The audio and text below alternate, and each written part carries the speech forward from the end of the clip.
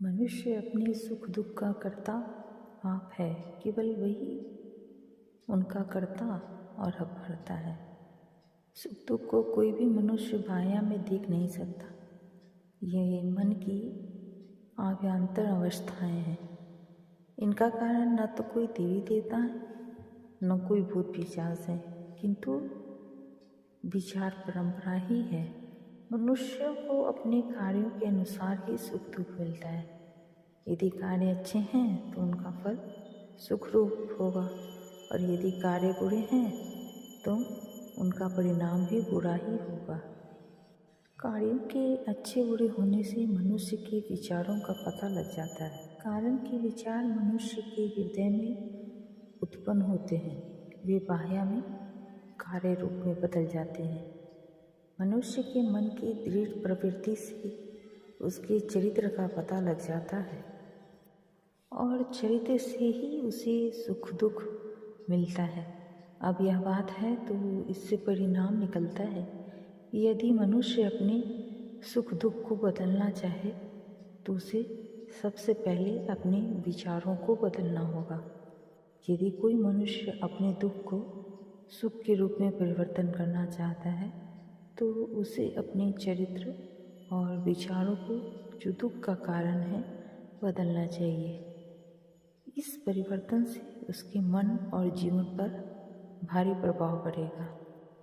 जब तक मनुष्य स्वार्थयुक्त विचारों में डूबा रहता है तब तक वह कदापि सुखी और संतोषी नहीं हो सकता, और जब तक मनुष्य निस्वार्थ भाव को लिए रहता है तब तक वह कभी दुखी और क्लेशित नहीं हो सकता। जहाँ कार्य है वहाँ कारण का होना आवश्यक है। कारण की कार्य कारण का परस्पर में कोई समभावी संबंध है। मनुष्य में कारण के बदलने की शक्ति अवश्य है, परंतु यदि वह कार्य को बदलना चाहे तो नहीं बदल सकता। वह अपने स्वभाव को पवित्र कर सकता है और अपने चरित्र को फिर से निर्माण कर सकता है। आत्मसंयम में प्रबल शक्ति है और अपने रूप के बदल देने में परमानंद है। यद्यपि प्रत्येक मनुष्य अपने ही विचारों से वेष्टित है, परंतु वह धीरे धीरे अपने विचारों के घेरे को बढ़ा सकता है और अपने मानसिक क्षेत्र को विस्तृत कर सकता है। वह अपने पतित स्थान को छोड़कर उन्नत शिखर पर पहुंच सकता है। नीच और घृणित विचारों को मन से निकाल सकता है और उनके स्थान में उच्च और पवित्र विचारों को अपने मस्तिष्क में स्थान दे सकता है। मानव समाज में जो प्राकृतिक श्रेणियाँ पाई जाती हैं वे विचारों के कारण ही होती हैं, और आचार व्यवहार से ही उनका पता लगता है। लोग चाहे इन श्रेणियों का विरोध करें, लेकिन वे इन्हें बदल नहीं सकते। संसार में ऐसी कोई भी औषधि नहीं है कि जो विचारों की उन अवस्थाओं को एक कर सके जिनमें कोई प्राकृतिक संबंध नहीं है और जो जीवन के मौलिक सिद्धांतों से विहीन है। नियम विरुद्ध और नियमबद्ध सदा से पृथक है। संसार में मनुष्य को एक दूसरे से पृथक करने वाली वस्तु घृणा या अहंकार बुद्धि नहीं है, किंतु मानसिक बुद्धि और कार्य प्रणाली है। मूर्ख और असभ्य मनुष्य अपने विचारों के कारण ही सभ्य और सुशील मनुष्यों से पृथक हैं, परंतु यदि वे लोग धीरे धीरे आत्मोन्नति कर लें तो सभ्य मनुष्यों में उनकी गणना होने लगे। स्वर्गीय राज उदंडता से प्राप्त नहीं किया जा सकता है, उसे वही प्राप्त कर सकता है जो नियमानुसार चलता है।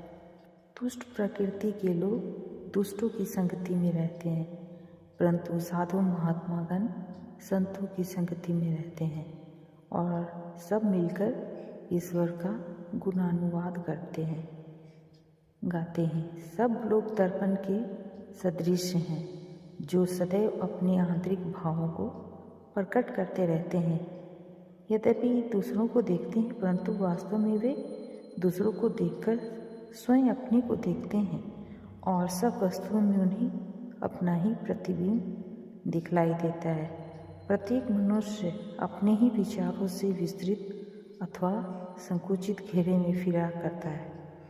जो वस्तु उस घेरे के बाहर होती है वह उसके लिए नहीं के बराबर होती है। जो कुछ वह बन गया है वह केवल उसी को जानता है।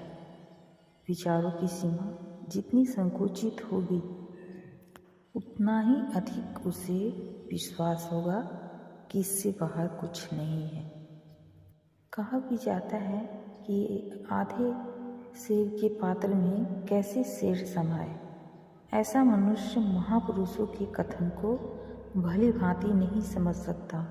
उनके समझने के लिए बड़ी भारी विद्वत्ता की आवश्यकता होती है और वह विद्वत्ता धीरे धीरे उन्नति करने से प्राप्त होती है।